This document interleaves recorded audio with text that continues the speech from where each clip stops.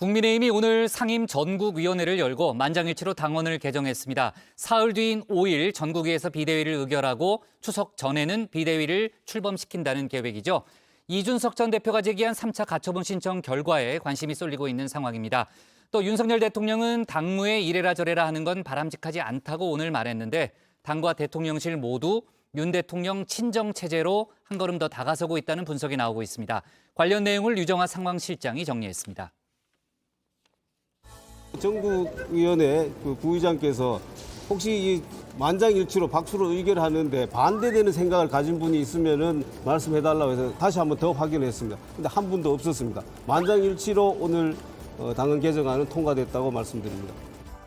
네, 국민의힘이 새 비대위 출범을 위해서 당헌을 개정했습니다. 상임 전국위원 55명 중에 32명이 의결에 참여를 해서요. 약 1시간 만에 박수로 처리를 했다고 하는데요. 그 당헌 개정안 내용을 좀 살펴보면 선출직 최고위원 5명 중 4명 이상이 사퇴하면 비상 상황이다. 구체화를 했고요. 비대위원장이 거리 혹은 사고일 경우에 그 직무대행은 원내대표, 최다선 의원 그리고 연장자 순으로 맡는다는 내용입니다. 법원이 비상 상황을 엄격하게 해석해야 한다라고 한 부분을 좀 받아들여서 구체적인 기준을 만들었고요. 주호영 비대위원장의 직무 정지를 결정한 것에 따라서 권성동 원내대표가 직을 이어받는다 명확히 한 겁니다. 앞서 전국위 의장을 맡았던 서병수 의원은 새로 비대위를 꾸리는 건 법원 결정에 어긋난다라면서 직을 내려놨죠. 나를 밟고 가라 뭐 이런 취지였는데 초선인 윤두현 부의장이 의사봉을 잡았습니다. 저는 일관되게 직무대행 체제로 가는 것이 옳다. 그리고 비상대책위원회 체제로 가는 것은 잘못이다라고 일관되게 주장을 했었습니다. 우리 당은 정상적인 절차를 거쳐 비상대책위원회를 구성했습니다. 이후 법원의 가처분 판결로 오늘 다시 상임 전국 위원님들을 모시게 된 점 송구스럽게 생각합니다.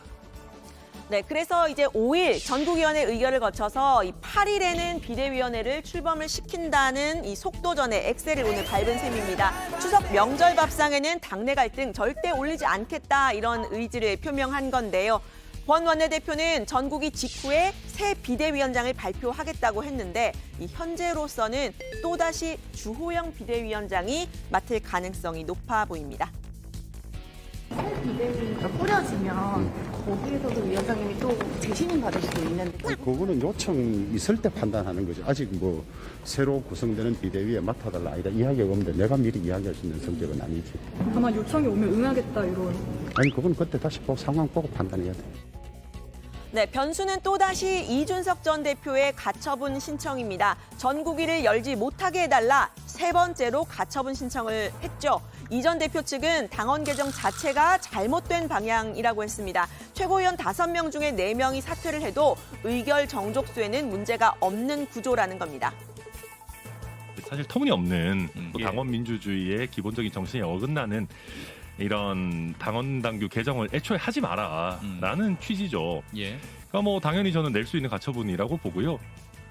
네, 이 전 대표가 제기한 2차, 3차 가처분은요. 전국위를 하고 난 뒤 14일에 일괄로 신문한다고 법원이 밝혔습니다. 1차 비대위 전환 효력 정지 신청은 사실상 인용이 됐죠. 국민의힘이 주 비대위원장의 직무만 정지를 하고 비대위 자체는 유효하다 이렇게 해석을 하자 2차로 비대위원들까지 직무 정지 신청을 냈습니다. 1차의 후속인 만큼 인용 가능성이 높다는 얘기가 나오는데요. 국민의힘은 이 새로 꾸리는 비대위는 이전 비대위와는 완전히 별개의 비대위다라는 주장을 펴고 있습니다. 이 새 비대위를 의결하는 전국위 개최를 금지하는 그게 바로 이 3차 가처분 신청인데요. 여기에 대한 전망은 엇갈리고 있습니다. 비대위의 할아버지가 오든 비대위가 오든 그것은 다 법원 판단과 우리 당원 당규가 지향하는 바와 전혀 반대되는 방향이라고 보고요.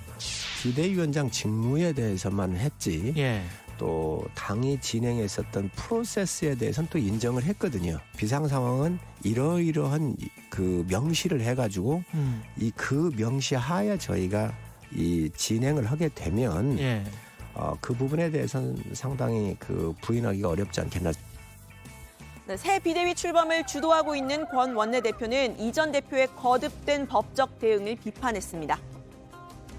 이준석 대표는 우리 당의 대표를 역임했던 분으로서 당이 위기이고 비상상황에 처한 부분에 대해서 깊이 숙고해서 당의 혼란을 수습할 그런 도의적 책임이 있다 이렇게 생각을 하고 있습니다. 계속해서 법적 쟁송을 하는 것이 능사가 아니다라는 말씀을 드립니다. 네, 이 갈등이 점점 깊어지는 상황. 이 전 대표 측은 정치적인 해결이 필요하다 이런 목소리를 내고 있는데요. 정치적인 타협이 어려워서 법적 다툼까지 갔지만 오히려 갈등이 더 깊어지고 있다는 겁니다. 당원분들끼리 너무 세대 간의 반목이 심해지는 것 같고 갈등이 점점 심해지는 것 같고 2030 당원들과 5060 당원들 간의 어떤 서로가 서로를 이해하지 못하는 상황들도 계속 이어지는 것 같아서 여기에 대해서 빨리 좀 화합하고 통합의 메시지가 있어야 되지 않나. 네, 비대위를 추진하는 쪽에서는 이런 정치적 해결 어렵다고 보고 있습니다. 소통도 없고 신뢰도 없다는 겁니다. 소통을 통해서 이준석 대표가 좀 명예를 좀 회복한 다음에 자진 사퇴하는 이런 것도 좋지 않냐. 그 의견도 저는 충분히 경청할 부분이 있다고 생각합니다. 근데 이제 그게 사실 이준석 대표와의 이러한 소통이나 이제 이런 것이 굉장히 이것은 또 저희가 결과를 예단할 수가 없는 상황이고. 네, 그야말로 끝까지 간다는 이 양측의 다툼, 여론은 어떻게 보고 있을까요? 뉴스토마토의 오늘자 조사 결과 국민의힘의 향후 지도체제, 기존의 이준석 대표 체제로 가야 한다는 여론이 48.4%로 절반 가까이 됐습니다. 새 비대위 체제로 가야 한다는 의견은 32.5%였는데요. 60대 이상을 포함한 모든 세대에서 기존 이준석 대표 체제 지지 여론이 높았다고 합니다. 현실은 또다시 법원의 결정을 지켜봐야 하는 그런 상황입니다. 이런 국민의힘 내 갈등을 지켜보고 있는 윤석열 대통령의 시선이요. 다시 한번 당무 불개입 기조를 명확히 했습니다. 당이 민주적인 거버넌스, 즉 민주적인 의사결정 구조를 가지고 헤쳐나갈 거라고 했는데요. 자유민주주의를 실현하기 위한 정당은 정당 내부도 민주적 원리에 따라서 가동이 돼야 된다 하는 생각을 가지고 있고 대통령으로서 무슨 당무에 대해서 이래라 저래라 하는 것은 바람직하지 않다고 저는 보고 있습니다. 네, 하지만 윤 대통령의 본심, 이른바 차리따봉 문자로 공개가 좀 됐습니다. 현직 대통령으로서는 처음으로 이 당 연찬회에도 참석을 했는데 의원총회를 앞두고서는 의원들에게 직접 전화까지 돌렸다는 보도가 나왔습니다. 당무에 관여한다는 말 믿는 국민이 하나나 있겠어요? 그동안에 여러 가지 나오는 걸로 봐서 전부 윤심이라고 봐야죠, 오히려. 당무에 관여 안 하긴 뭘 안 해고 직접 전화까지 하고 의원들한테 했다고 그러는데. 네, 여기에 윤 대통령이 초선 의원들 더 세게 나가야 한다라고 말했다는 보도도 나왔는데요. 초선 의원이라고 해서 당대표, 원내대표 못한다는 당 규정이 있는 것도 아니지 않느냐라고 했다는 겁니다. 최근 이 윤심은 당내 초재선 의원들에 실리는 반면 이 새 비대위원 비판적인 당내 중진들과는 멀어지고 있다, 이런 이야기 나오고 있는데요. 윤 대통령은 이른바 윤핵관 의원들에게도 자중하라 이런 메시지를 전했다고 하는데 이에 대한 윤핵관들의 반응은 이랬습니다. 보도 중에 대통령께서 이제 원내대표님께 의사를 전달하신 게 있다는 거 들어오세요. 의사실이 올리시게 된 배경이 그냥 있는 그대로만 봐주세요. 대통령이 불필요한 표현했던 보도가 여기까지는 네, 장제원 의원은 이선 후퇴를 얘기를 했고 또 권성동 원내대표 역시 수습 후에 이제 거취를 정리하겠다고 했는데 이후 여권의 권력 구도 어떻게 재편될지가 관심이죠. 장제원 의원이 추천한 대통령실 인사들은 10여 명이 최근에 밖으로 나왔는데요. 감찰 결과 대통령실의 내부 정보를 윤 핵관 측으로 수시로 흘러간 정황이 포착됐다고 합니다. 대통령실 비서냐, 윤 핵관 비서냐 이런 이야기까지 나왔다고 하는데요. 여권에서는 장 의원의 이선 후퇴 선언으로는 약하다는 평가도 나왔습니다. 백의종군이라고 볼 수는 없죠. 백의종군을 한다라고 하면 수준이 저거보다 더 세야 돼요. 저는 다음번 총선에 출마하지 않겠습니다. 불출마. 저거는 본인이 버린 게 없어요. 지금까지 스탠스를 계속 유지하는 겁니다. 네, 인적 쇄신 중인 대통령실, 일단 정무수석실 재정비부터 나서겠다는 방침이죠. 정무 1비서관에는 전희경 전 의원, 또 2비서관에는 장경상 국가경영연구원 사무국장이 내정된 것으로 알려집니다. 전 의원이 국회를 상대하는 정무 1비서관에 내정된 점이 좀 눈에 띄는데요. 보수 시민단체 출신인 전 의원은 과거 의원 시절에 야당과 지금 현재 민주당과 여러 차례 공개적인 설전을 벌인 바가 있습니다.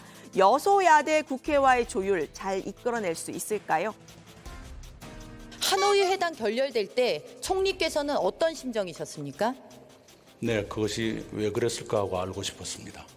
그게 총리로서 온당한 답변이십니까? 국제사회 동향에 대한 언론 기사는 최소한 체크하셔야 되는데 기초가 제가 안 되어 계시군요. 의원님만 전대협의 강령과 회칙을 보면 전대협 강령 전문에는 이런 사고에서 벗어났다는 어떠한 증거도 없습니다. 매우 모욕감을 느끼고 아주 강력한 유감의 뜻을 표합니다. 네, 대통령실에 있던 이 윤핵관 추천 인사들이 떠나면서 검핵관의 비중이 높아졌다 이런 지적도 나오고 있는데요. 검찰 출신의 윤 대통령의 측근 인사들 내각이나 대통령실에 임명이 될 때부터 논란이 된 경우 여러 번 있었지만요. 자리를 내놓은 경우는 없었습니다. 최근 논란이 된 김건희 여사의 보석 관련 논란은 이분이 대응에 나섰는데요. 보석류는 하나도 신고를 안 했더라고요. 혹시 그거 확인해 보셨습니까? 저희 총무비서관실에서 보충 신고했는지 그 부분에 대해서는 검증을 하지 않습니다. 네, 검찰 수사관 출신인 윤재순 총무비서관은요. 전용기 의원에게 이 해당 보석은 지인에게 빌렸다고 해명을 했다가 논란을 오히려 키우기도 했습니다. 임명이 될 때부터 이 검찰에 있을 당시 성추행으로 징계를 받은 전력이 문제가 됐었지만 여전히 대통령실의 살림을 책임지고 있습니다. 영부인 일정이 팬카페에 유출되는데도 잘하고 있다고 주장하는 윤재순 총무비서관. 부인의 나토 동행으로 물의를 일으키고도 사과 한마디 없는 이원모 인사비서관 등 검찰 측근들은 끄떡없습니다. 칼바람은 실무진에게만 불어닥치고 검핵관은 무풍지대에 있습니다.